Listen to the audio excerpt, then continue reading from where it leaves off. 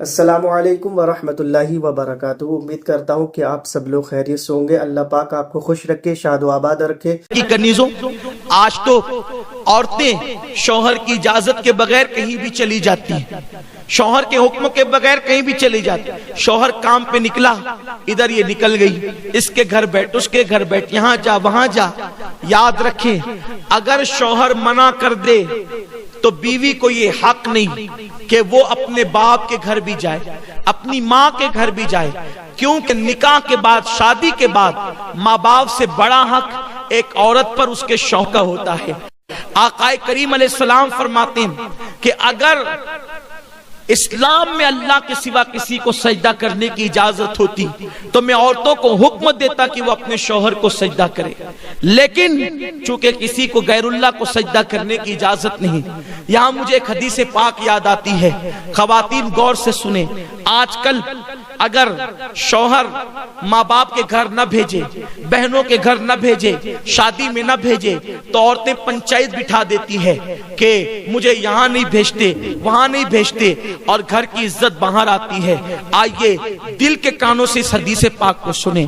ایک صحابی دور رسالت میں اپنے گھر سے نکلتے ہیں، اور گھر سے نکلتے وقت اپنی بیوی کو کہتے ہیں، دیکھو جب تک میں سفر سے واپس نہ آ جاؤں تم گھر سے باہر مت نکلنا، حتیٰ کہ تم اپنے ماں باپ کے گھر بھی مت جانا جب تک کہ میں نہ آ جاؤں۔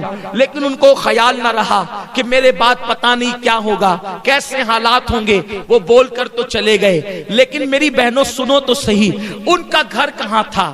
ان کا گھر سسرال کی اوپر کے حصے میں تھا، یعنی اوپر کے حصے میں میاں بیوی رہتے تھے اور نیچے کے حصے میں اس عورت کے ماں باپ رہتے تھے۔ اللہ اکبر! شوہر نے کہا کہ تم میرے آنے بغیر، میرے آئے بغیر نہ ماں باپ کے گھر جانا، نہ کسی کے گھر جانا۔ شوہر چلے گئے، اتفاق ان کو پتہ نہیں رہا ہوگا کہ میرے جانے کے بعد ایسا حادثہ بھی ہو سکتا ہے۔ لوگوں نے اطلاع دی بیٹی کو، دیکھو تمہارے ابا بیمار ہو گئے، اس لیے اوپر سے نیچے ہی تو اتر کے آنا ہے۔ اس نے کہا کہ میرے شوہر نے منع کیا ہے کہیں جانے کے لیے، اس لیے میں نہیں جاؤں گی۔ اللہ اکبر! جب طبیعت زیادہ خراب ہوئی، طبیعت زیادہ سیریس ہوئی، تو لوگوں نے کہا ایسا لگتا ہے اب تمہارے باپ بچیں گے نہیں، ان کا انتقال ہو جائے گا، ذرا آ کر اپنے باپ کو دیکھ تو لو، دو باتیں تو آخری میں کر لو۔ میری بہنوں آپ سمجھ سکتی ہو، جب باپ مرنے والا ہو تو کس بیٹی کی تمنا نہیں کہ وہ اپنے باپ سے بات کر لے؟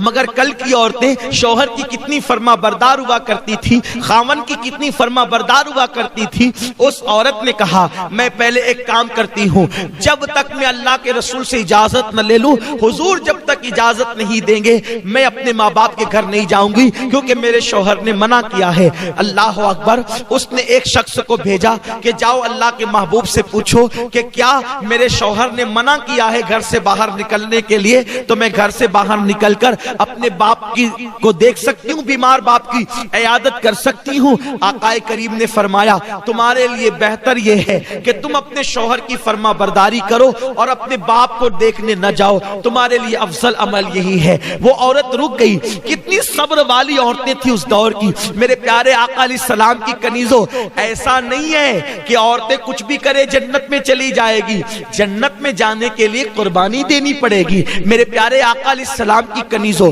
اس کے بعد کچھ دن گزرے، خبر آئی تمہارے باپ کا انتقال ہو گیا، جنازہ تیار ہے، آخری صورت تو اپنے باپ کی دیکھ لو، آخری شکل تو اپنے باپ کی دیکھ لو۔ اس نے کہا اب ذرا دیکھو، ایک بیٹی اگر باپ کا انتقال ہو جائے اور بیٹی بمبئی میں رہے، دبئی میں رہے، سعودی میں رہے، وہ وہاں سے فوراً دوڑتی بھاگتی آتی ہے، اپنے باپ کا آخری چہرہ تو دیکھ لوں، اپنے باپ کی آخری شکل تو دیکھ لوں۔ مگر قربان جائے اے خاتون جنت کی کنیزوں، اس دور کی عورتیں کیسی تھی، انہوں نے حضور کے فرامین کو کیسے سینے میں بسایا تھا، انہوں نے قرآن و حدیث پہ کیسے عمل کیا تھا۔ ایک شخص کو بھیجا جاؤ آقا سے پوچھ کر کے آؤ، میرے شوہر نے مجھے ماں باپ کے گھر جانے کے لیے منع کیا ہے، کیا میں اپنے باپ کی آخری شکل دیکھنے کے لیے جا سکتی ہوں؟ تو آقا کریم نے فرمایا اس عورت کے لیے افضل عمل یہی ہے کہ وہ اپنے باپ کی شکل دیکھنے نہ جائے اور اپنے شوہر کے فرمان پر عمل کرے۔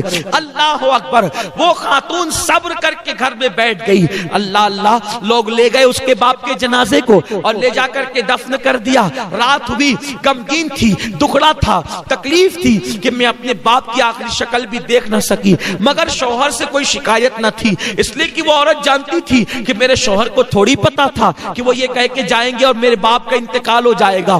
اللہ اکبر، وہ روتے روتے سو گئی۔ رات میں خواب کیا دیکھتی ہے کہ اس عورت کے والد جنتی تاج پہن کر اور جنتی لباس پہن کر جنت کے باغ میں ٹہل رہے ہیں۔ اس عورت نے پوچھا، بابا اللہ نے یہ مقام آپ کو کیسے عطا کر دیا؟ تو اس شخص نے جواب دیا، بیٹی تو نے اپنے شوہر کی فرما برداری کی، اللہ کو تیری یہ ادا اتنی پسند آئی، میرے اللہ نے کہا تیری بیٹی کے نیک عمل کے صدقے جب میں نے تجھے جنت عطا کر دی۔ عمل بیٹی نے کیا ہے اور بیٹی شوہر کی فرما بردار بنی تو اس کے باپ کو جنت مل گئی۔ اے خاتون جنت کی کنیزوں، اسی لیے میرے آقا فرماتے ہیں چوتھی چیز جو عورت اپنے شوہر کی فرما برداری کرے، وفاداری کرے، شوہر کو راضی کر لے، ایسی عورتیں جنت میں جائے گی اور آٹھوں دروازے ان کے لیے کھول دیے جائیں گے۔ یہ نہیں شوہر غریب ہے تو بھاگ بھاگ کے آ جائیں، شوہر غریب ہے تو اس سے مطالبات کریں، شوہر غریب ہے تو اس پہ الزامات رکھ کے ماں باپ کے گھر بیٹھ جائیں۔ نہیں نہیں، ایسا نہیں ہونا چاہیے۔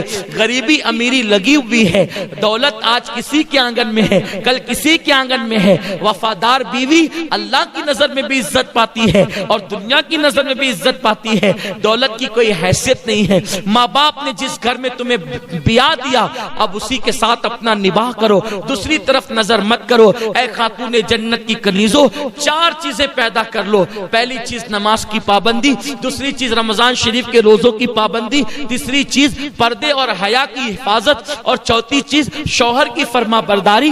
جب چار صفتیں تمہارے اندر پیدا ہو جائے گی تو تم خوش نصیب ہوگی، اللہ تمہارے لیے جنت کے آٹھوں دروازے کھول دے گا اور کہے گا جس دروازے سے چاہو جنت میں داخل ہو جاؤ۔ اللہ پاک آپ سب کو عمل کی توفیق دے۔ دوران گفتگو کوئی غلطی ہو تو اللہ معاف فرمائے۔ مجھے امید ہے آپ ان چار باتوں کو سیکھ کر جائیں گی اور آپ اس پر ضرور عمل کرے گی انشاءاللہ، اور وقت نکال کے نماز پڑھے گی انشاءاللہ، اور پردے کی پابندی کریں